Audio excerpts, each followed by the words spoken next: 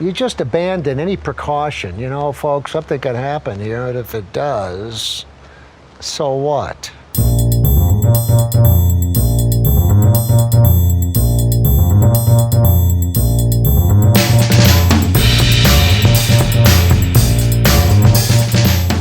Hey friends, welcome to Nathan for Us, a Nathan Fielder fan podcast. My name is Kelly.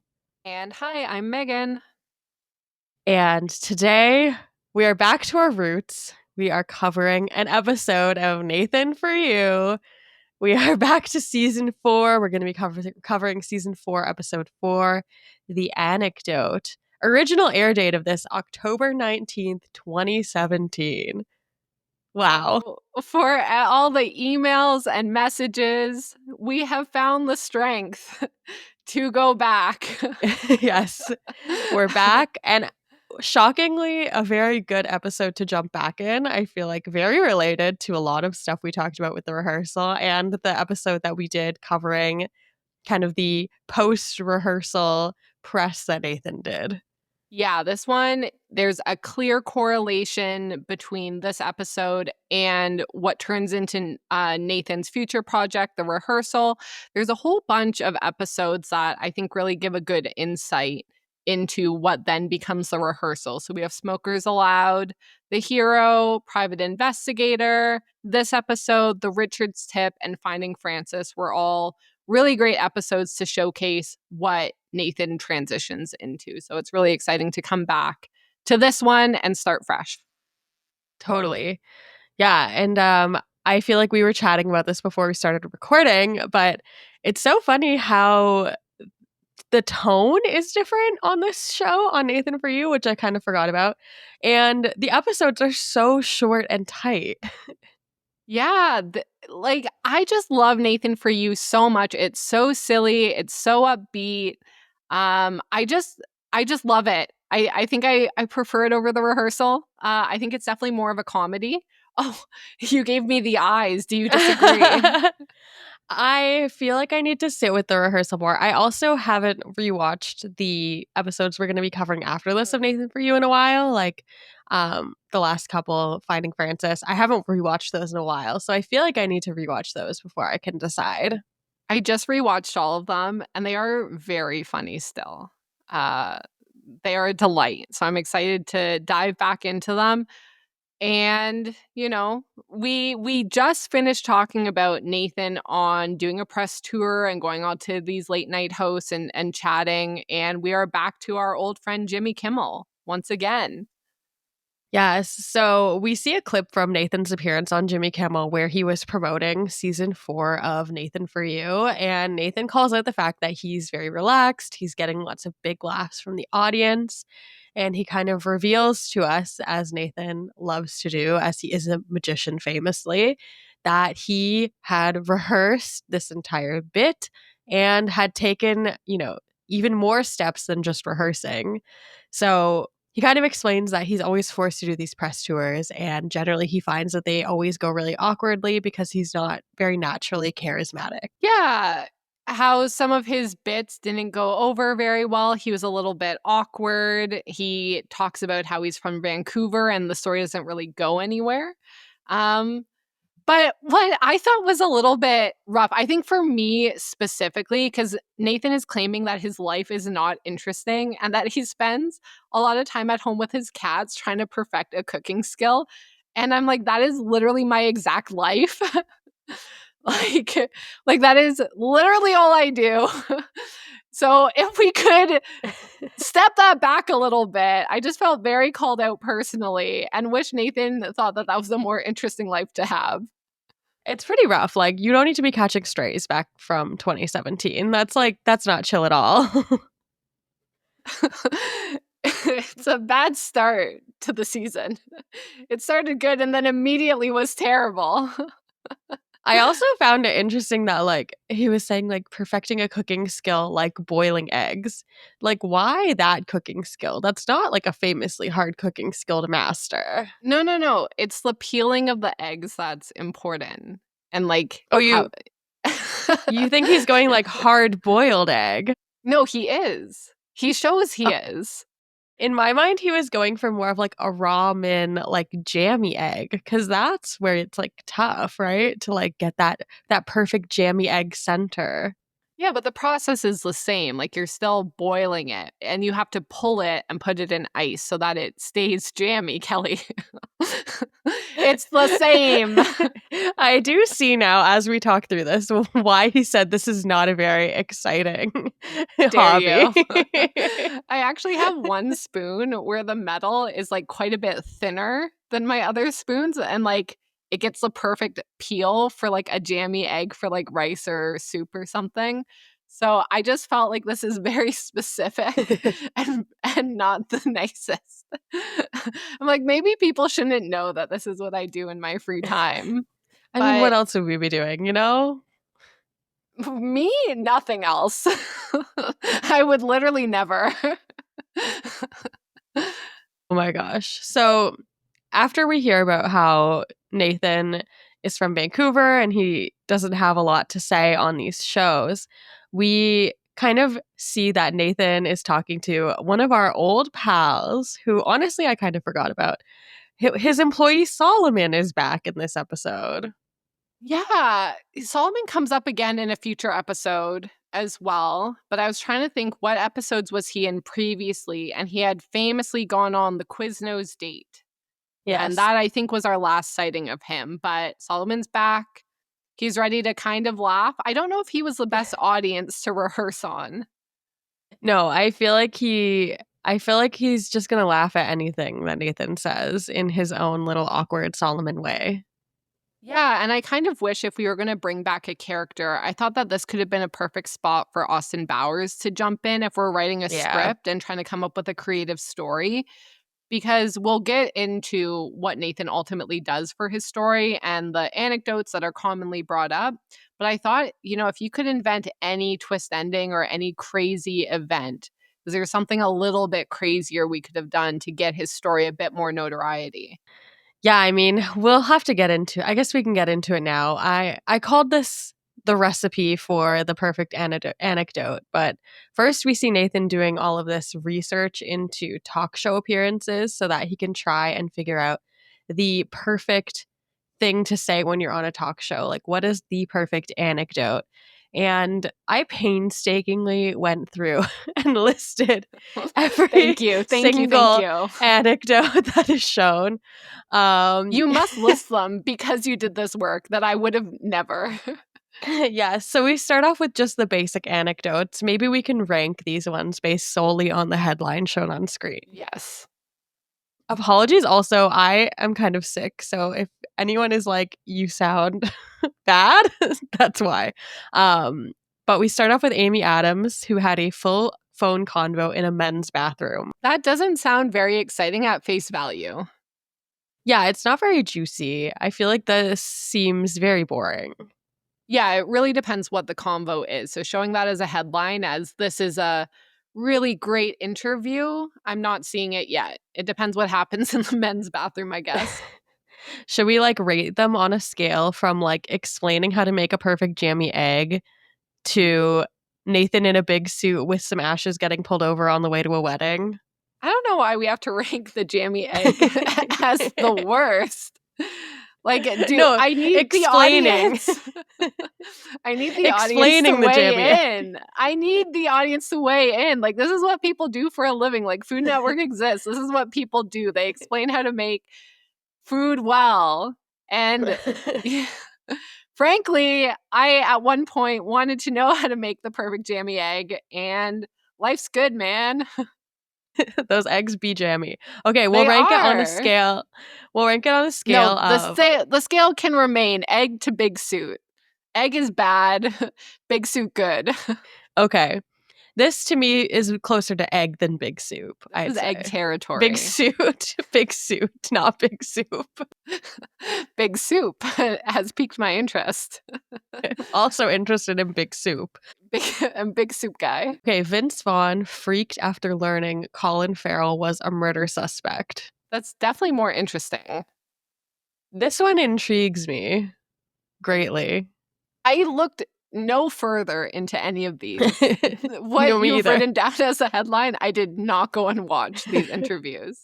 So I would be much more big suit about this.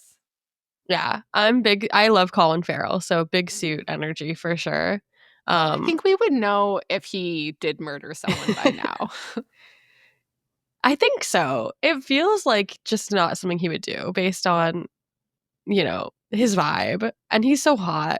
Obviously, hot people can't do No. crime like this. Whoa, Famously. whoa, whoa. Kelly, I think famously hot people get away with crimes. Hot and rich people get away with all of the crimes. Okay, I just wrote, this one was a little confusing. There wasn't a headline. I'm going to be honest. I also took some nighttime cough and cold medicine last night before I watched the episode. So that might also be the reason why I wrote this like this. Jonah Hill's story about almost drowning, but then he also provided a funny picture. So for The anyone who picture? hasn't watched the episode, the picture is exactly like you would expect. It's like Jonah Hill, and he's like being engulfed by a big wave, and he like has his arms up like he's like freaking out. He doesn't look like he's drowning to me. He looks like he's cruising on a big wave. He could be having a great time. Like, hot take, the picture wasn't that funny. No, it wasn't. No. Like, to me, the funniest picture that I can come up with in this genre is the picture of Mark Zuckerberg where he's like surfing, but he's covered in like zinc oxide sunscreen. So he just is like completely white. Like, Yeah. that's a funny picture. Yeah, that is a good picture. I don't know where you pulled that from, but as soon as you started describing it, when you started, I was like, there's no way I'm going to know what you're talking about. But that is a great image. And Elon Musk dancing anywhere is always insane to see. Oh, man. Okay, we have Jennifer Lawrence shares her most embarrassing moments. Wait. Jonah Hill, egg. Oh, yeah, I think that's an egg. Yeah. Definitely egg. I like the Jennifer way Jennifer Lawrence says most things. I think she's a funny person, but just based on this headline, it wasn't that embarrassing of a moment. She just got someone confused with someone else. Yeah, it's in between, but more leaning egg, I think. Yeah. Though I do generally like her. Shaq is for sure big suit. Yeah, like Shaquille O'Neal wears enormous suits. He's obviously big suit. Yeah, definitely big suit. That is who Nathan should have paid. Because, okay, yes. Not to always workshop Nathan's ideas and be like, here's how we do it better. But if he had paid Shaq off to say, you have to swear you will never reveal that this was set up, and he got Shaq suit and Shaq involved, that would have been one of the greatest stories of all time. Oh my God. This would have been so good if Shaq was involved. I'm also like, too bad this was like before we got Space Jam 2, because it could have been like cross promotion. Like, we really could have had something going on here. Yeah. My gosh. Okay, so after Nathan kind of runs through some of the research he's been doing, he realizes that there's one other thing that stands out in a lot of these stories, and that is often celebrities like to tell stories about themselves getting pulled over by police. Yes. Have you been pulled over recently? I've been pulled over literally once in my life. It was so boring and not interesting. I like had a temporary insurance sticker on my car, and I got pulled over because they were like, oh, it's expired. And that was it. And I didn't get a ticket or anything. They were like, go deal with that, young lady. And I was like, okay. Why you put on like an old lady voice I don't know. immediately after the cop calls you young lady? I do not know. Have you been pulled over? Yeah, definitely. Not for a long time, I will say. Since I got the app Waze where people like report where cops are, I haven't really gotten pulled over since then. But once kind of recently, and then once in high school. So in high school, actually, my mom was following me to go somewhere, and I had like sped up to go around a car, and I couldn't see around the car, and there was a cop on the other side. So because I sped up to go around I got pulled over for speeding, and my mom was following me. And so My she pulled God. over. It was not good. So she walks over and in front of the cop starts screaming at me. Oh no. Was the cop like, okay, you've dealt with enough, actually? Literally, yes. And my mom claims that that's why she did it. But you could tell she was actually mad about it. And I brought up the story not even that long ago, just being like, oh, yeah, this was kind of funny when this happened. And she was starting to get mad about it again. I was My God. like, no, the time has passed. It's illegal to get mad about this anymore. It's too far in the past. And in fact, any information I tell you about anything I've done in high school, now you just have to laugh at because the time frame is past. You have to be fine with it now. The statute of limitations is over on that for sure. Exactly. I told her about a party I threw at her house and she didn't believe me. She was like, no, you didn't. I was like, oh, I did. And the chair you're sitting on, my friend puked all over and I spent all night cleaning it and freaking out. And the party was not fun at all for me because I was just running around trying to clean up after everyone. And one of my friends had kind of stepped on a bottle that had broken and then proceeded to walk around my whole house with his foot bleeding a tiny bit. So I was like, between the puke and the blood all over the house, that was my whole night. So it wasn't particularly fun. But so yeah, I told her about that recently. And then very recently, I got pulled over right by my house and I wasn't even speeding very much. And the cop had pulled me over. It was an 80 and I was going like 90. And I was like, oh man, I'm like right at my house. And the cop was telling me about, well, years ago, it used to be a 60 here. So you going 90 is really bad. What? I was like, what? Bro. I was like, but That's it's not 80. how laws work. That's not how that works. Well, I wasn't prepared to say that to him. It was just, I was just like, oh, I'm so sorry. I really didn't feel that going 90 was that bad. I could have gone a little bit less, but he was really focused on the fact that it used to be 60. So that meant that I was really speeding, even though it's an 80 now.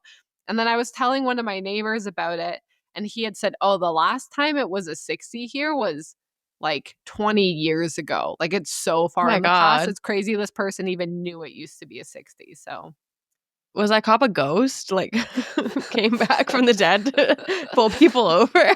wait, say it to me in your old person haunting voice. Tell me off for speeding. Yeah. Young lady back in my day. I was having a 60.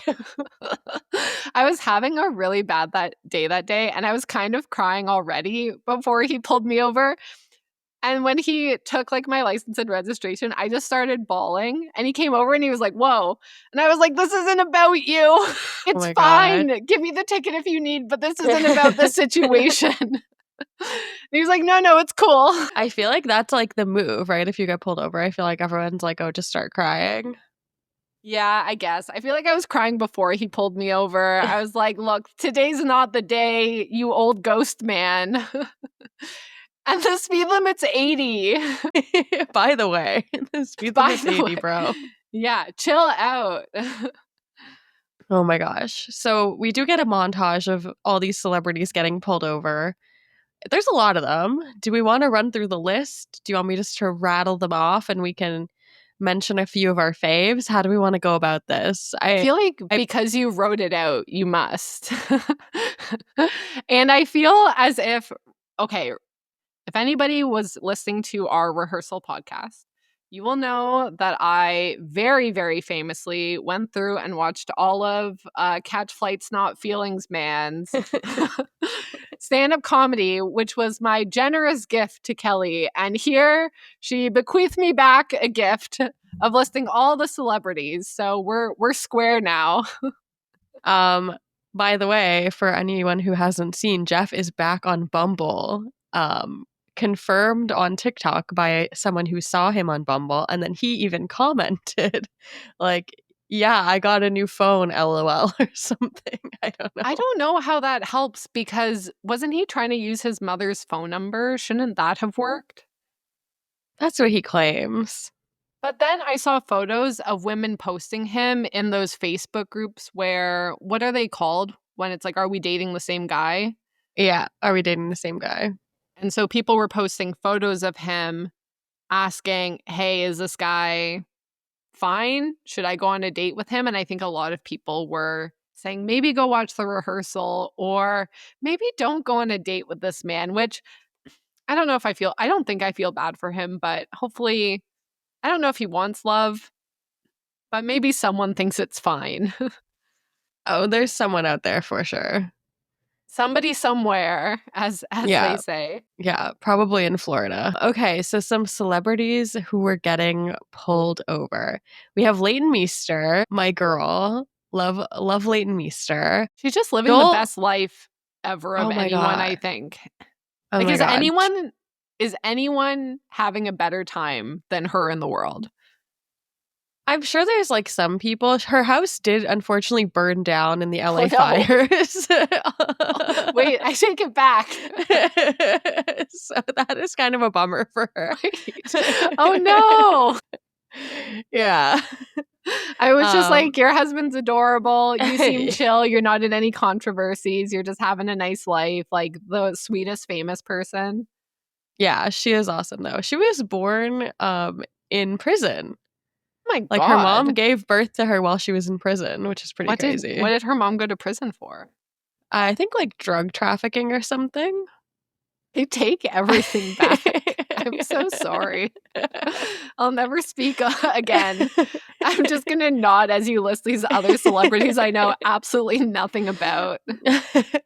Joel McHale, who this is clearly like pre-getting a hair transplant, but apparently he knows how to get out of a speeding ticket. That was like the little title of his video. I feel like we love Joel McHale, right? Like, I don't know why I feel like we need to declare if we're fans of these people or not. I guess we don't have to do that for each person. I feel like I can't say my opinion anymore. Like, you can tell me if they're fine. I think he's great, but if it turns out he's not, don't hold this against me. Kit Harington. Okay, I'm yes, gonna lay it tell all me. out there. I love Okay. him. Okay, I love him. Don't tell me if he's the worst. I think he's wholesome and lovely and nice, and I hope that's just what it is. Yeah, I think he's fine. Okay. What do you think? What do you think about him? Allegedly, based on what it said on the video, Kit Harington blabbed about Jon Snow's fate to avoid a ticket. Incredible use of power by the cops. Yeah, use your leverage, I feel. Get that juicy insight. I feel like it might have, I mean, there's a lot of things that ruined that series, but I don't know if I would want to know his fate ahead of time. Yeah, I mean, Game of Thrones is a whole mess, but I will say if anyone is like looking for some Kit Harington, he is in the latest season of Industry, and it is a banging show, so highly recommend. Say that's on Apple? It's on HBO. So your show recommendations are, if I'm remembering them right, because I'm going to forget, so this is for me. Is there one called The Pit? Yes. The Studio? Pit. Yeah, The Studio. Anything else? Industry. Okay, text that to me later. The big three. The big three. I mean, like, I feel like if you had to pick, like, in order of which one I would probably watch Industry first, but that's just me. Well, you're who I'm asking. It is you. fun. The Pit is fun but stressful.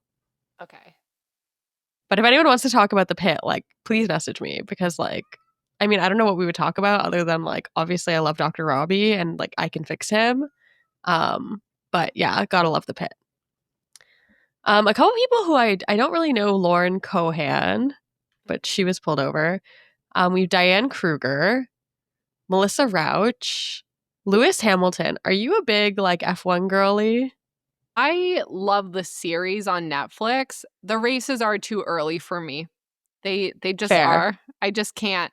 I remember during COVID, my parents got really into it, and they kept wanting me to come over at 6 a.m. to watch. And I went over, and I was so sleepy, and I was half asleep on the couch. And they're like, "Oh, you got to watch." I'm like, "I'm done. I'm out. F1's over for me. I'll see you in the series. I'll find out what happened a year later." But I did watch an interview with Lewis, and apparently he almost never drives outside of racing. he pretty much doesn't drive, so surprising he even got a ticket.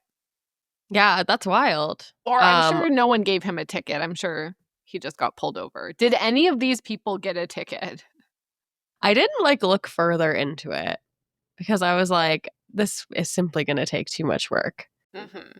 But I feel like there's like okay, we'll go through the other people. Like Brittany Snow, love, obviously, we stand Pitch Perfect. Dale Earnhardt Jr., another race car driver. Like Mike Tyson, you're not giving Mike Tyson a ticket. Like, who in their right mind is giving Mike Tyson a ticket? Absolutely not. You pull over Mike Tyson, you're like immediately driving away. You're I'm like, so sorry, sorry. sir. I'm so sorry. Please go on with your day.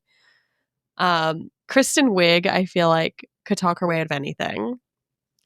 Emma Roberts. Sofia Vergara, same thing. I feel like she can talk her way out of anything. Leia Remini, like maybe if you're a Scientologist cop, you want to give her a ticket, I guess. I don't know. Alana Nichols, and then the last person we see is Zac Efron. I don't think any of them got a ticket. But are any of these stories real is what we're also wondering.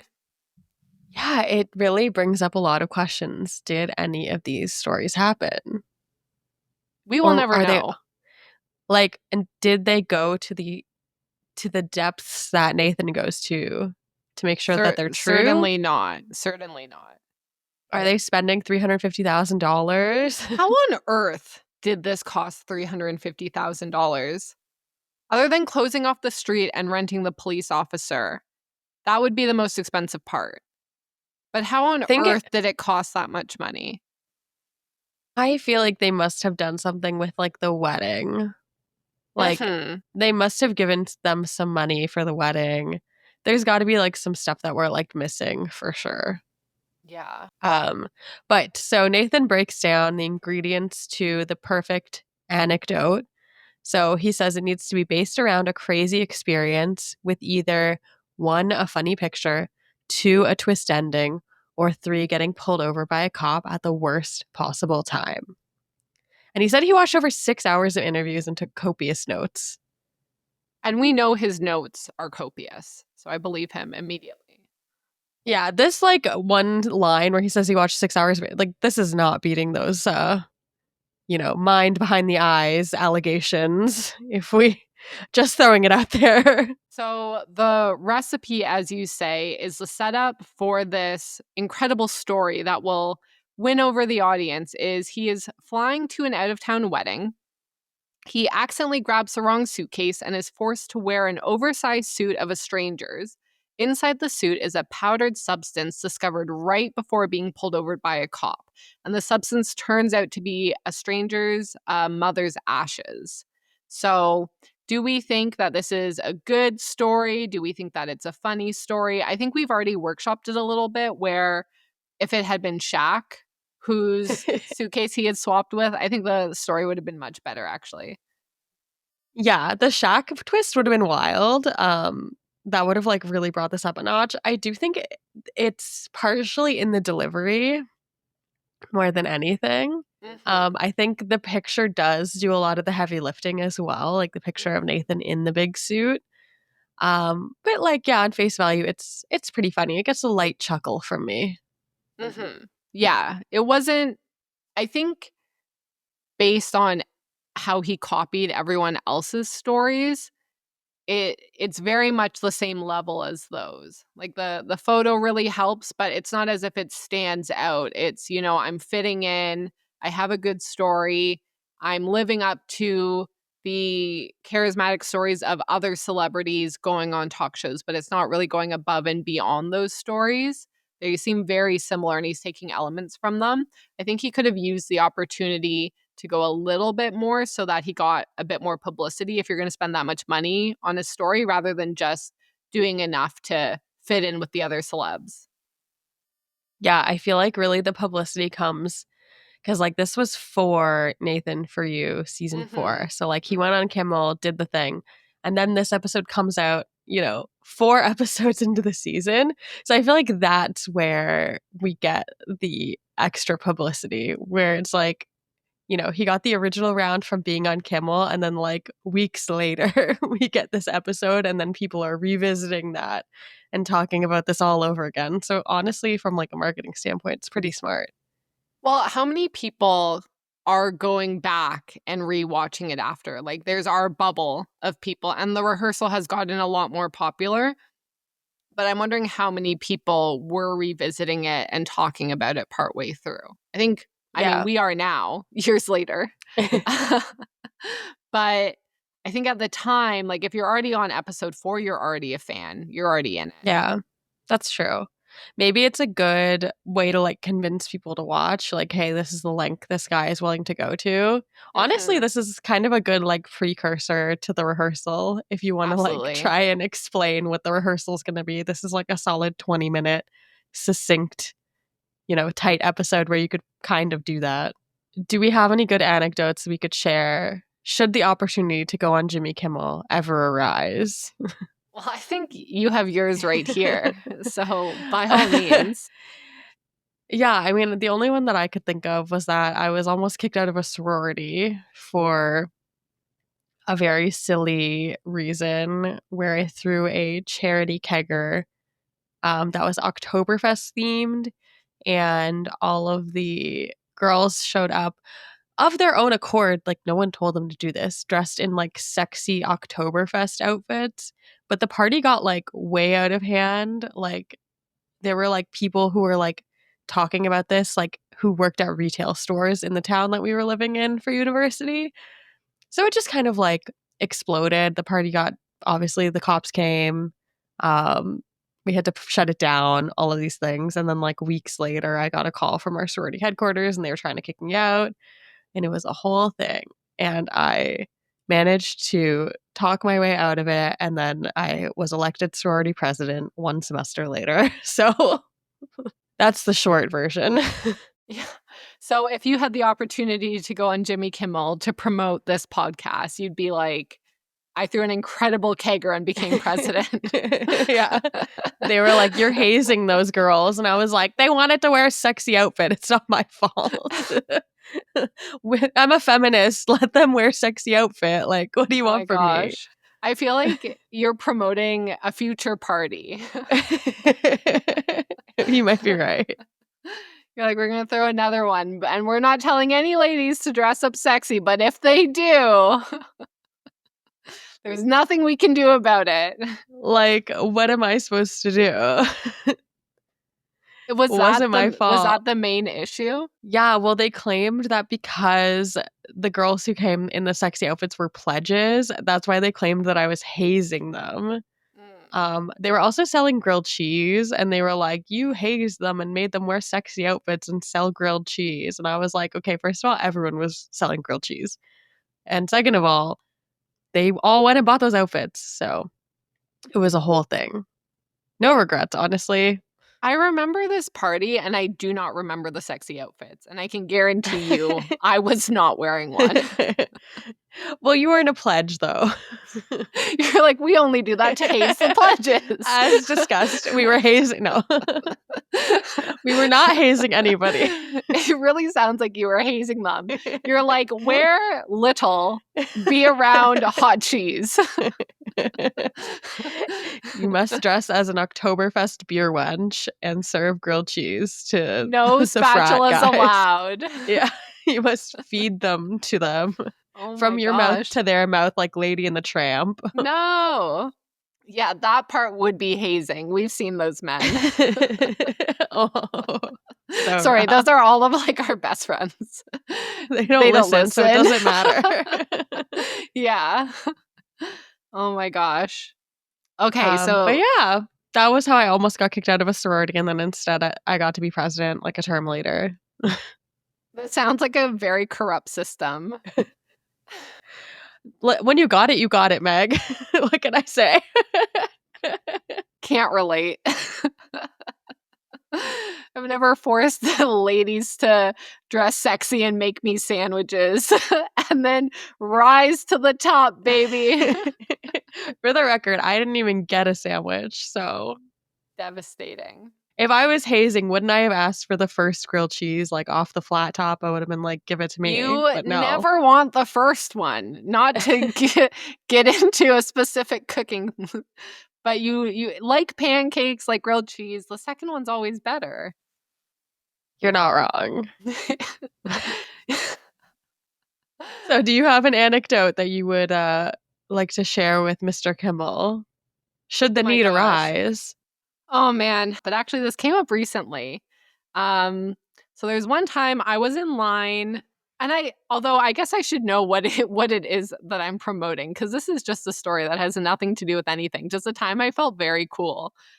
I mean, to be fair, like the people who were talking about getting pulled over by the cops, like they weren't like, "Hey, I have a cop show coming out." Like they were None just of them? like, I mean, I doubt that all of them did. They're just like, I'm famous and don't get in trouble for things and abuse the law. Yeah, yeah, exactly. I'm just so hot and talented. I And can talk my sometimes way to I anything. accidentally do drugs. Tee. Yeah, what are these stories? So one time I was in line for Phil's, famously the bar that we would go to. And there's a guy in front of me in line who had ordered pizzas to the line. And he asked me if I wanted to hand out pizzas to everyone in line because it was the time of the night where the bar was full and they were slowly finding excuses to kick people out to move the line along. But it was a bit of a standstill. So I went around line with this guy handing out pizza slices. And so everyone in line was calling us Mr. and Mrs. Pizza. And the whole bar knew us by the time we got in. And we did not know each other at all. And so we weren't hanging out when we went into the bar, but people were coming up to me all night just saying like, "Where's Mr. Pizza? You have to go find him." And so at some point in the night, people like pushed us together and we're like, "Oh, should we hang out or go do something?" Or I don't know. So he walked me home. And one of the buildings, we were just chatting. We're like, this was fun. And one of the buildings was being built at Laurier, the new business one. And I don't know how, but we climbed into like the construction site and we climbed up and we're sitting in the rafters and just chatting for a while. And we had a few drinks. And then at some point I realized like where we were and what we were doing. And we're like, oh no, we need to leave here immediately. And so we climb down, get out, leave. We go back home. I think I saw you that night. He left. And then we never spoke again. And when I was walking to class the next day, I did like a lap of the building and couldn't for the life of me figure out how we got in or up this building. It's like it was a drunk blur. I don't know how we did it or how we succeeded because the whole thing was walled off. So I think we just gained some incredible confidence or climbing skills for no reason.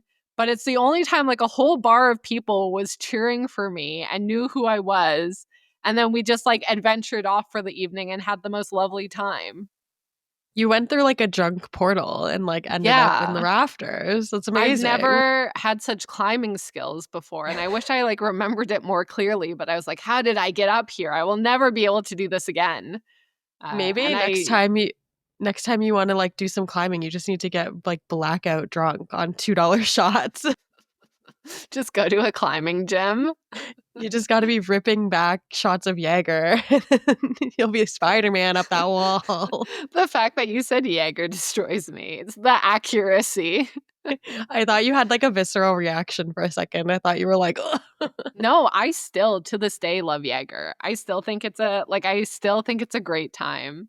And if anyone was wondering, my first year, literally no one, but my first year floor, because there's Jaeger bombs, the classic Red Bull and Jaeger, you really speed your heart up and then you add alcohol. It's very healthy. But for whatever reason, because like mix, like you were on your student plan, you didn't have a lot of money. Mix was a luxury. So we would do Jaeger balls where we would get Fireball and put that instead of put that instead of the Red Bull. Add a shot of Jaeger and do that. And actually, like, because it's all very herbally and cinnamony, it actually is really good. And I don't drink like that anymore, but it was very recently a friend of mine's birthday where like we would drink Jaeger a lot together in university. And so I was like, you know what? I'm going to go get that shot mix for this party specifically and make him do one shot. And we ended up getting a whole bunch of people at the party to try it. Rave reviews. Everyone loved it. I felt like a superstar because it sounds insane. Yeah, if you're a bar listening, like if you own a bar, you put the Jaeger ball on the menu, you cowards. We'll come by. If it's in Toronto, we absolutely will come by. I actually had a really crazy Uber driver recently. I was at a bachelorette party and we got into the Uber and the driver was like super nice guy. He was we were in Florida, but he was from New Jersey. And so he was just like talking to us about how he's from Jersey and how he owned a bar. And so me being nosy and wanting to yap, I'm like asking him all these questions about the bar and he's being like a little, I don't know, like cagey about the bar. And then he's like, yeah. And I tried to give the bar to my son because my business partner died. And my son was like, no, the bar's going to ruin my marriage.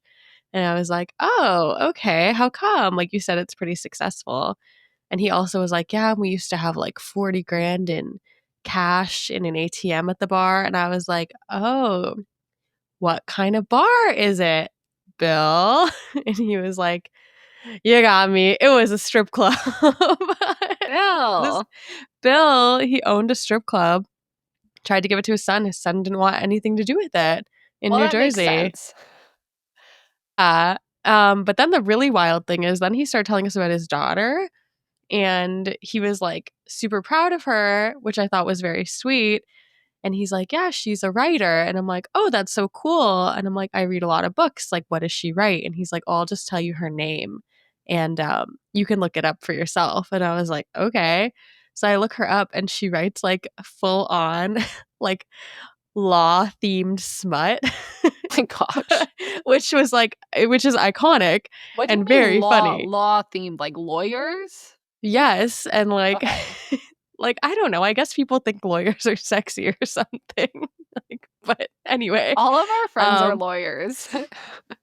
Yeah, they literally are. But so, and actually my friend who we were there for the bachelor party, she's also a lawyer. So Well, it's like if you're going to rank hot careers, they're probably up there. I guess like, and maybe it's something with like the gavel. Is it like the little wig that No. they wear in the robe? I take it back. Your Honor. I guess that's a judge. Yeah. Yeah. But anyway, I looked her up on Goodreads and she had like 400,000 reviews. And she was like a New York Times bestseller and all this stuff. I was like, this is wild. Oh my gosh. Bill. Yeah. I now see why owning the bar might cause some marriage issues. Yes. But yeah, the wildest Uber drivers in Florida for some reason. Why isn't he offering the bar to his daughter to make like a court-themed strip club to promote her book? Apparently she's like very introverted and he was like shocked when he found out about like what her book was about. Like, and she has like a whole series. Like she has tons of books. That would be difficult to tell your parents about, I think. I don't think I Yeah. ever would. No. I think I would never say anything. No, but yeah, I mean, very funny. But yeah, good times in the Uber. I was like, Bill, leave me the bar. I'll take over. I was just thinking though, like, I feel like this could be a funny setup for like a comedy TV show. Like it's Like a always guy- sunny, but they own a strip club. Yeah. And the Yeah. guy's like trying to pawn it off on his kids and they're like, no. Well, his daughter writes smut.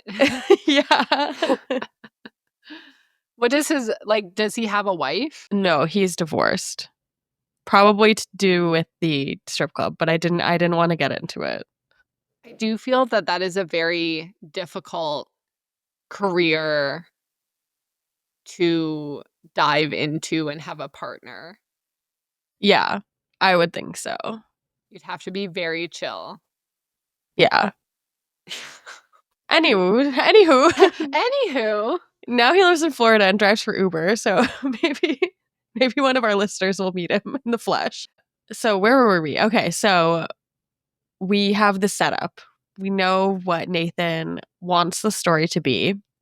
However, he realizes that he needs it to be real. So when he tells Solomon, the story, it kills. Solomon's laughing so hard, but he really doesn't want to ruin his reputation like Brian Williams, whose career was ruined by telling a fake story.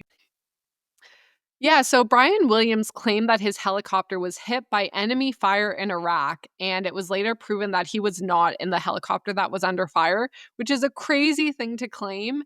And also, people were able to fact check that very quickly afterwards.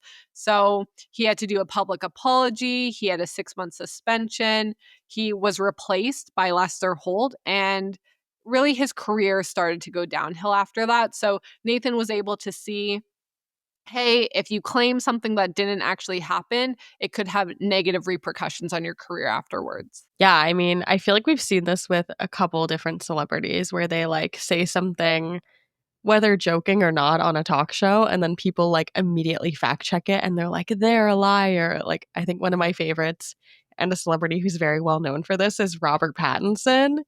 He like loves to lie in interviews for no reason. He just does it for fun. I think Dakota Johnson does that too. Yeah, she does. I know like Robert Pattinson, he got caught because he claimed that he was like at the circus and the clown car, like he was like watching the clowns. They were all in a clown car and it like burst into flames and the clowns died. And he like said this in an interview and people were immediately like, that never happened. But see, this is the thing about being charming and good looking and famous. Maybe, well, because Brian didn't get away with it, but everyone thinks that that's so funny and charming when like Dakota and Robert do it. I mean, not to be rude to Brian Williams, but Please be rude. He's not a Robert Pattinson or a Dakota Johnson. Maybe he just wasn't hot enough. So if you are hot and funny enough, you can lie, you can not get tickets, and you can get away with murder, is what we've learned. Yes. Yes. Yeah, exactly. In my book. Okay, proceed. I'm starting a new society, and in that society, hot people can do all of these things. Well, then why would anyone not hot want to join your society? Or is that the point? I think that's the point, except then, like, I guess I'm the only candidate to, like, be murdered. I don't know if hot on hot crime would be allowed. I haven't really thought this through long enough. Yeah, what do you mean society? Where are you going? Like Hot People Island, I guess. This is just a show where you're like, hot people can come here and do anything that they want, and it's fine. It's like, we're gonna find some ugly people for the hot people to bully? That's just like normal society. It's like The Purge, but it's only hotties. No uggos. This is just a reality show you're hosting? Again, I haven't really thought it through. Okay, go think about it. Come back to us next week explaining what the fuck you're talking about. I feel like you just sent me to my room. You're like, go to your room and think about what you did. Go think about it. Because I think we just determined that that's just regular society. You're not wrong. You're not wrong. You're like, I like this, but on an island. Do you just want to go on vacation? I think so. I think that's really what we need. You're invited, by the way, just so we're clear, to Hot People Island. Refuse to go get bullied on Hot People Island. You don't want to come to Hot People Island? There's nowhere I'd rather not be. I will be with my cats practicing a cooking technique in my home. Babe, come to Hot People Island with me. Come on, everybody's going. Everyone's going. You literally just want to bully me. No, I said like, I'm going to get bullied. You're like, I just need to recruit more people. It's like an MLM. We need the to more downstream you get, the uglier people are. We need to recruit 3 people each to come to this island. If you tell 3 friends and they tell 3 friends. Then you can earn some coconuts to throw at people we don't like. Oh my gosh. Okay, so Nathan has his plan. He realizes he needs to make sure that all of these things actually happen. So in order to do this, he's going to orchestrate a very elaborate set of events. And this is where we meet the owner or the manager of a wedding venue in Agora Hills, California. And he explains to her that he is looking for venues for his wedding. His fiance couldn't come with him because she has Klein's disease, another throwback to earlier Nathan episodes.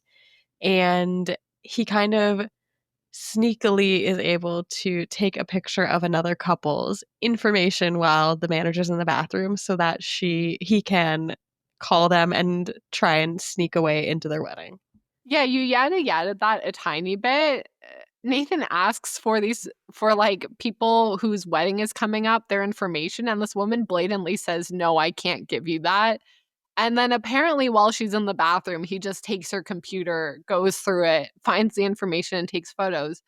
But we learn that he reaches out to a couple claiming that they're filming a reality show about weddings when he clearly could have just posted on Craigslist that they're looking for couples who are getting married to be on a reality show. So this was just to be a little funny bit. He could have found couples getting married through his regular Craigslist shenanigans. Yeah, I mean, maybe he just didn't want to do double Craigslist hit. Yeah. We could have found a quirkier couple, I think. I think it works that the couple is a little bit like vanilla. Normal. Yeah, kind of like they don't want him to show up at their wedding, like a very normal thing to say, like, no, you can't just come to our wedding.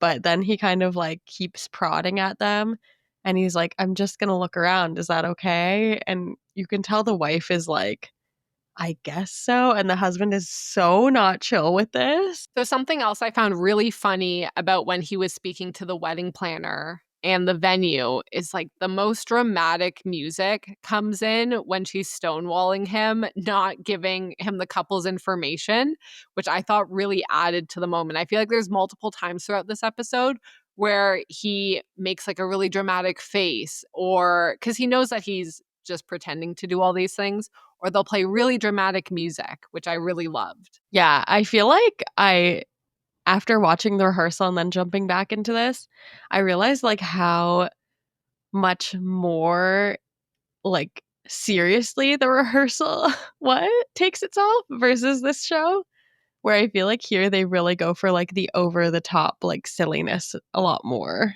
Mm-hmm. He kept making like the surprise Pikachu face. Yeah, Every yeah, time every time he accomplished like one more little checklist of his plan, he would just pretend to be so shocked that it was happening.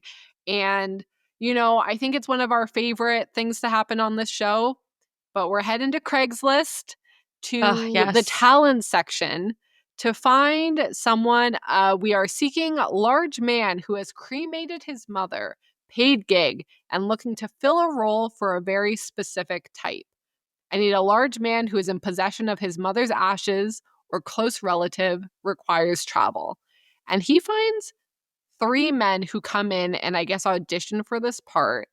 And who are these men and what on earth are they doing in the talent section of Craigslist? And how are they responding so quick? One guy comes in and he's like, "Oh, here's my mother's ashes and here's my father's ashes. Take your pick." I was like, can we ask a few more questions? I guess people in LA are just like ready to do whatever. They're like, this isn't the weirdest, talent ad I've seen. But yeah, it was always shocking when we see the Craigslist ad. Though I will say, like, not to like want to uncover all the magic. I am like, maybe he just went through a casting agency to find Sal. No. You, No. How dare no, you? We I'm saw the sorry. Craigslist ad. Craigslist We is did such like see an integral part of this show. All of it our fun is. side characters are from Craigslist. This is an Yes. acting class, Kelly. This isn't the Fielder method. This is our OG roots. We're heading to Craigslist, and I refuse to believe otherwise.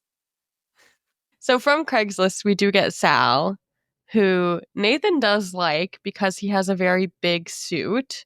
However, Sal's mom is still alive. So that's going to be a problem for this bit. This is insane that that any of this is happening, quite frankly. But Nathan realizes, because he likes the big suit, that they can still get his mother's ashes while Sal's mom is alive, and they just need some, trimmings from her hair, some nail clippings. They can burn some of her earwax. They snake her drain. I would love to call your mother. Is it too late? Unfortunately, it is too late. My mom is definitely asleep. I know, but I can text her. Yes. Text her and ask specifically if you needed, for a big opportunity, you need to have her ashes, which can just be, a little bit of her hair, some burnt nails, if she's willing to give that to you to help you out. Okay. This is such a weird tech. I don't know if I can send this to my mom. You need to send it. Hey, weird question. If I needed, in brackets, for a big opportunity, some of your cut fingernails, hair, and earwax, what would you say? No, you have to say to burn, to use as your ashes. Do I have to specify to burn, to use as ashes? I think so. Would you Give them to me? give them to me? Or no? Question mark. I feel like she'll know it's for the podcast. I'm gonna see if she'll answer. I feel bad because this might wake her up. We'll see. Delivered. This is Kelly from the editing room here. I just wanted to send an update to say that my mom did answer the text message in the morning the next day. And she said, "That's a very weird question. I guess I would, but earwax, question mark? What is this about? Question mark, question mark, question mark." And then the next text said, "Witchcraft, question mark, exclamation." I kind of want to call my mom and ask. Oh my God. Yes. I don't know if she'll be awake or not. At 10 at night, and I haven't answered the last few calls of hers. She's gonna be like, what's going on? She's gonna think something's wrong. She also doesn't know I have a podcast and will not understand. Hello. Hey, are you up? Kind of. Okay, I have a very specific, funny scenario question to ask you, and then I have to go. But you cannot ask the context or anything. Okay. Okay, so if I had a big opportunity, but I needed to have my mother's ashes. And so a way to do this would be if I got a little bit of your hair trimmings, some of your nail clippings, maybe we would get some of your earwax, or snake your drain. Would you give that to me? Of course. You would? Of course. You don't have any questions? None. Okay, great. That's all I was wondering. Yeah, no worries. I'll cut off parts of my hair for you anytime. You should say no. It's already done. I already said yes. Okay. Okay, well, I don't need any of those things, but thank you. No worries. Okay, have a good night. Thank you. Bye. Well, that was really easy. I should have asked for more. That was so much easier than expected. I really should ask her for things more often. She seemed very willing. To be fair, it is not it's not like you have to buy anything, No. That's just on your body. Did I give too much information ahead of time of don't question this? I don't think so. I feel like you really were in on it's a big opportunity. Yeah, maybe she thinks I have something going on in my life now. Surprise! Still no. She's gonna be like, I've been collecting my fingernails for weeks for you next time you see her. I think I'm seeing her this weekend, so I'll see if she brings it up. I hope she never brings it up again. Oh my gosh. Yeah, I hope we never discuss this ever again.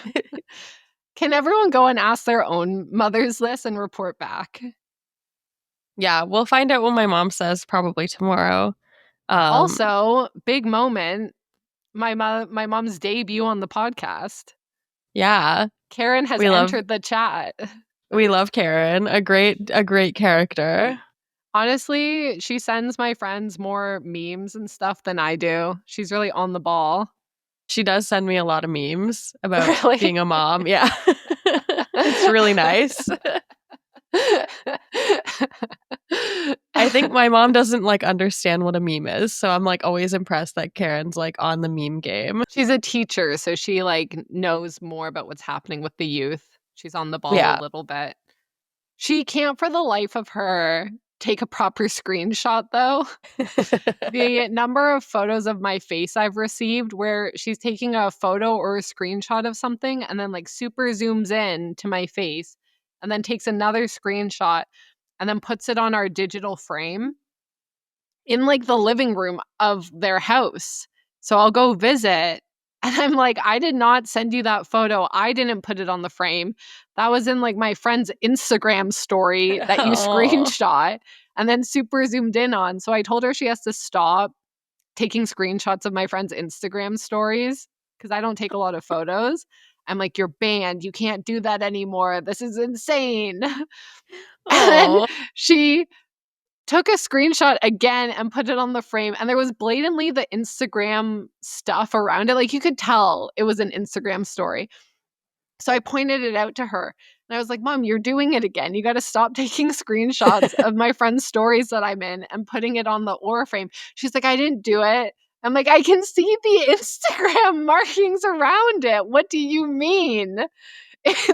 She's like, oh, really? I'm like, look at it. It's right there. She's like, oh, maybe I did. I'm like, you clearly did. What do you mean? I love moms. And okay, and also if I don't respond to her texts or a call, she just starts sending me photos of myself from when I was a child. She'll just keep sending me photos of myself. And then she sent me a meme. So I said like, haha to the meme. And she was like, why didn't you like the other photo I sent? And it's just me as like a young, small lady. And I was like, Mom, you sent me that photo 10 times. It's fine. Like, I've seen it, Mom. I've seen it. She's like, no, it's still great. You should like that one too. I'm like, Mom, it's fine. Give me your hair already. I have a big opportunity. Big opportunity coming up. You want me to be a star? So similar to Meg's mom, Sal's mom is pretty easily convinced as well. Yeah. Is this just a thing moms are willing to do? Because I was shocked and surprised and thought Sal's mom was crazy. But now I've done a 180 and think, oh, moms are sweet baby angels who just offer up their hair and nails and don't ask a lot of questions about it. Yeah, I mean, my kid is obviously very young to be asking for my hair and nails, but like kids do ask for weird stuff from you sometimes, and like we just be doing it. Or at my house, at least, like a toddler asks you for something, like, "Ooh, baby, like you better be doing that thing that they want you to do." Like they're like, "Mama, dance!" Like you better be dancing. Like there's a tiny dictator living in my house. I'm so excited to see him. Oh my gosh. He was in the car the other day, and I swear to God, I thought he was just yelling fuck, but apparently he was yelling frog for some reason. And I was like, okay, we need to work on your pronunciation on that one. Well, you've also trained him to yell beer from going to breweries. Yeah. So, like, you got to pick a lane. He's very cultured. Mama, dance? Yeah, okay. Okay, buddy. All right, so we've got Sal's mom on board. So they take the pieces of Sal's mom to a local crematorium. My first thought seeing this is why didn't we use the pizza oven from like that early episode of Nathan? I completely forgot about it. And when you wrote the pizza oven, I was dying. That was so funny. I think I have to rewatch all of Nathan for You again. Because what on earth was that episode? But 100%, there's no way that they kept using that pizza oven. But I think anytime you can do a little callback in the series, that would always be my preference. But it is very funny that they went and they got it, turned into ash Yes. and given back. And I think that the Q-tips would have really helped with the volume, and also snaking the drain is very helpful. But the way he phrased snaking the drain was the most insane thing. He said, I got permission to snake her drain for any body parts that might have fallen in during a shower. What? There's so many phrases he says this episode where I'm like, what on earth? So also, before they even went in, Nathan said, yeah, let's go inside and meet mommy. It's like, Nathan, Sal is a grown man. You are a grown man. This is a grown woman. What are we calling her mommy for? It is rough. It's a tough look from Nathan saying mommy like this, but To steal her body parts that might have fallen in during a shower from the drain is crazy. I think the might is like really the part to me that's like that might have fallen in. Like I would okay, never Nathan. classify hair as a body part. I guess don't technically think. like it is a part of your body, right? Yeah. I guess in theory. I'm Googling, is hair a body part? I do feel like he probably like if Sal's mom said no, there must have been a contingency, right? Like I feel like they could have just like taken her for a manicure and been like, okay, save all the nails. But or the like quantity would be so small. Like if you're having a drug baggie that's apparently looks like it could be a cocaine, I Yeah. assume you need like a lot of it. I don't know. It just seemed, yeah, Google is saying that hair is a body part, or it's considered a part of the human body. I feel like that's different than a body part. Okay. Side note, I'm just thinking like on the volume piece, like that would be a lot of cocaine. Yeah, no, it's clearly fake. Like that would be so much cocaine to just like have on you.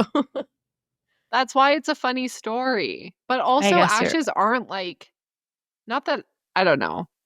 Is cocaine like super white? Like it is. I mean, if you have good cocaine.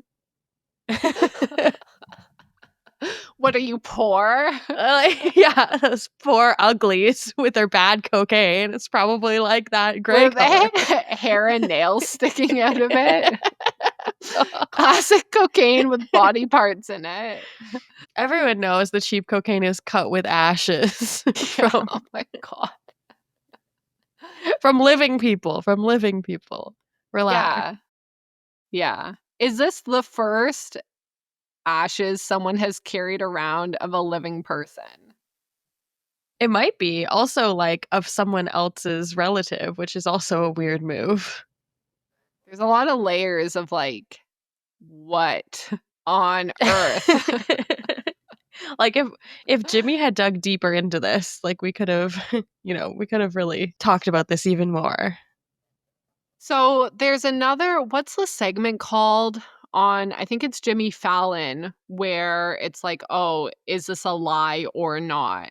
And I think it'd be funny if he did a call back to this, if people hadn't watched this episode, being like, hey, I made up this whole story and went through and reenacted it. If he had done that more recently, it would That have would've been been funny fun. to see like people picking it apart and asking questions about, what do you mean this is what you did? I do think of all the parts of this story, I do think this is the craziest part. The ashes, yeah, for sure. The ashes of the living woman who just loves her son. And she immediately agreed. Is this because of the camera? I mean, your mom just agreed and she didn't even know we were on a podcast. Yeah, but I'm not sitting in front of her with scissors. Like, they weren't even And a cutting the hair stranger. straight. I think they should have brought her to a hairdresser and paid for her to get a Yeah. haircut. Like a trim, or if she wanted a haircut, but they shouldn't have just started hacking away at her hair with scissors. Yeah. No, I think you're right. They could have afforded a haircut with the $350K. Yeah, it's like you could get a cheap haircut. They should have sent her somewhere. Yeah. So we kind of now have to figure out the next part of this mission, which is that they need to mix up the suitcases that Sal has and that Nathan has. So they book some round trip tickets, LAX to SFO and back, and Sal and Nathan completely ignore each other during this entire time. It looks like Sal is in a better seat than Nathan also. I think he was in Comfort Plus. He definitely is. I was also eyeballing the snacks, and Nathan was eating trail mix, and Sal was having a nice plate with cheese and veggies and hummus. So he was definitely a little bit upgraded. But it's important to note that the wedding Nathan was going to was just a 45-minute drive, but to fit the story of we swapped luggage at the airport, he just arbitrarily picked a random round trip and came back so he could say he got off a flight to go to the airport or to go to the wedding. LAX to SFO was like an hour, so he just picked Yeah. like the shortest flight possible. Mhm. Yeah. Yeah, that's why I'm like, how did we spend all this money? Where is Yeah. the cost? Yeah, the upgraded ticket for Sal, I guess. But yeah, so after Nathan and Sal switch the suitcases, Nathan has to put on the big suit and he has to drive to the wedding. And so he hires a sheriff and he gets his staff to shut down part of the road that is on the way to the wedding. And the sheriff who's been hired comes and pulls him over, and Nathan hands him some pre-scripted dialogue. Very Incredible. officer, yeah, or what is it? First Officer Captain Blunt and Blunt? Captain All Ears.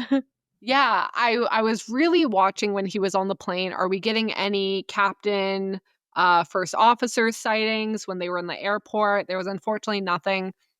We know at this time Nathan was really interested in plane crashes, so it would have been a really cool callback, especially for our first episode back, if we had gotten a little glimpse of some air travel happenings. Like, how incredible would it have been if there was a clip of like a pilot and first officer chatting away, happy as two little clams?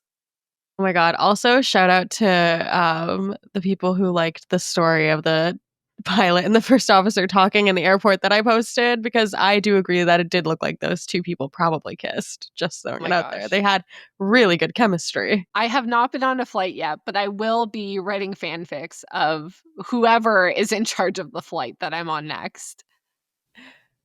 But so we see Nathan getting pulled over and he opens up with, "Thank God you're not the fashion police or I'd be in big trouble." Incredible line. Incredible line. Do you want to open with like a joke to the police officer though? If you're telling an anecdote for television, absolutely. And I think if you have a good joke, like I thought that this was a good joke. So we see them go through the little pre-scripted dialogue. The officer's doing pretty well. He calls Sal to ask what's in the baggie, and then, gives Nathan his phone back, and Nathan asks what's in the bag, and the officer says it's his mother's ashes, and Nathan just goes, "Oh my." Yeah, the Pikachu face acting throughout this whole series or episode is incredible. I loved it every time. Yeah. And then Nathan goes to the wedding. Well, he was clearly invited to stop by the wedding, but he just shows himself hiding behind a tree with a cameraman blatantly filming him, which I thought was very funny. He loved the wedding, and his favorite part was when they kissed because it was so romantic. Yeah, and we get a Nathan dancing scene. Yeah, incredible. As usual, I love Nathan's dancing. And so it starts with him hiding behind a tree. And then at some point he decides that it's just fine to join the wedding. And we see him dancing with the bride, being the life of the party. He's there all evening. So clearly they had chatted afterwards, and he was obviously invited to the wedding. 'Cause Yeah. This would be an insane move to do if they acted like how they did when he had brought it up. Nathan says, as my feet glided across the dance floor that had once only existed in my mind, I realized the exciting life I had envied in others had actually become my own. And I thought that that was just the most beautiful sentence, reminiscent of Austin Bowers. Like, we have some exquisite lines throughout this episode, clearly a little bit more scripted, but I thought that that was really great. Yeah, I mean, I thought that it was nice that Nathan could let loose, seemingly had just a nice night, and it helped with his confidence, it seems like. Yeah, absolutely. And then so we see Nathan is heading into the Jimmy Kimmel studio. He's feeling confident. He tells us he's invested over $350,000 into the Anecdote. But we have a small problem, which is we see that Kirsten Dunst is the first guest. And she also tells a story that involves a wedding, or she talks about her upcoming wedding. She talks about a story involving a luggage mix-up and confusing real pot for prop pot on a movie set. I really didn't think that these stories were that similar at all. Lots of elements. And I think because Nathan had watched 6 hours and like written out elements, he was able to identify it very clearly. But what I loved again is the haunting music that was playing during her story. I thought that that was really funny of Nathan trying to present it as like the most horrific, scary thing that could happen. But realizing how many stories are similar to his. And it seems as if the audience didn't notice, or if they did a good job just laughing along. I thought it was really funny and a great thing to include. Yeah, I mean, we've sat in live studio audience at a talk show, and I do feel like you also are kind of like just more inclined to, you want to enjoy the guests. So when other people are laughing, like you're going to be laughing along too. There's always like a good energy in those audiences. I'm sure Jimmy Kimmel has a great audience. And he had something Kirsten didn't. He had the funny photo to go along, which she did not have. Yeah, the photo is very funny. The big suit is it's a big suit. It's the only way to describe it. He did a great job casting. Yeah, 100%. But Nathan tells his anecdote and people love it. Everyone's laughing. So he can rest easy knowing that everything that he said really did happen. Yeah. He killed it on the show. And he can rest easy knowing that all of this actually happened. So we get one of the rare Nathan For You episodes where it's the same story all the way through. It's not 2 or 3 smaller segments, which it's normally fun when that happens because we can dive in a little bit deeper. These are short episodes. So, in 20 minutes to focus all on one thing is kind of nice because we can get some more details and dive into the layers of it. I thought that it was a very fun and very convenient episode for us to jump back into after the rehearsal.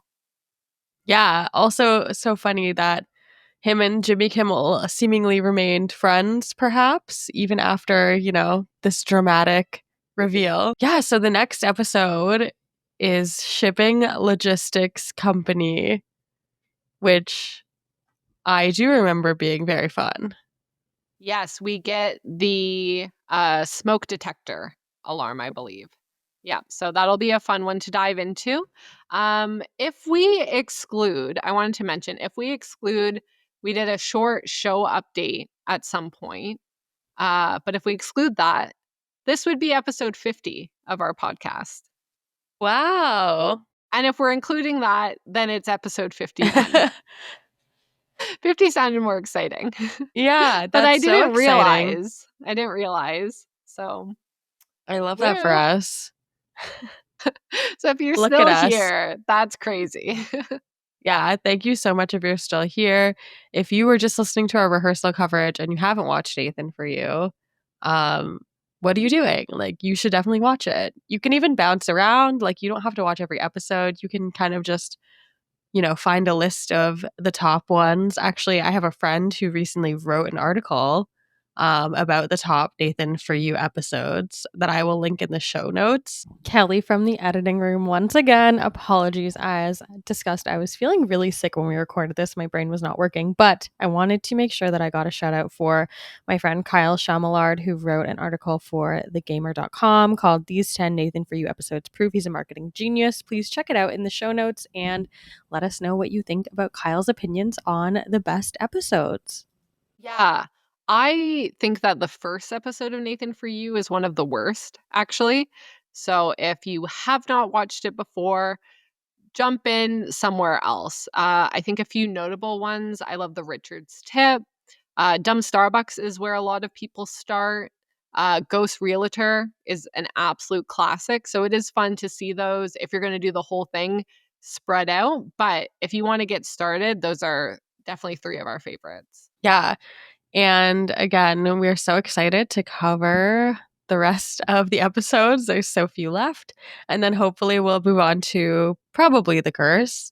And then after that, who knows? We'll have to find something else to talk about. If anyone has suggestions, start thinking, because the curse doesn't have that many episodes either.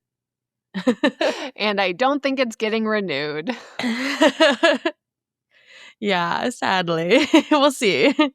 Please check us out on Instagram at NathanForUsPod, on TikTok at NathanForUsPodcast. You can send us an email, NathanForUsPodcast@gmail.com. We set up a Twitch channel that we haven't done anything yet, but I think we're planning to do something at some point. Nathan For Us Podcast. Yeah. So follow us on Twitch. It'd be super fun to try something there. So if you have any ideas, someone did message us saying they would watch us play Dream Daddy, which I just want to do anyway. So there's actually also a new game called Date Everything that we could try, where, as the name suggests, you can date any item in your house. Which, when you sent that to me, I pulled up the list and there is a ghost you can date that I thought was very funny, which maybe only us friends who are still here at the end of the podcast would find funny in this context. But I thought that was very amusing that you could date the house ghost.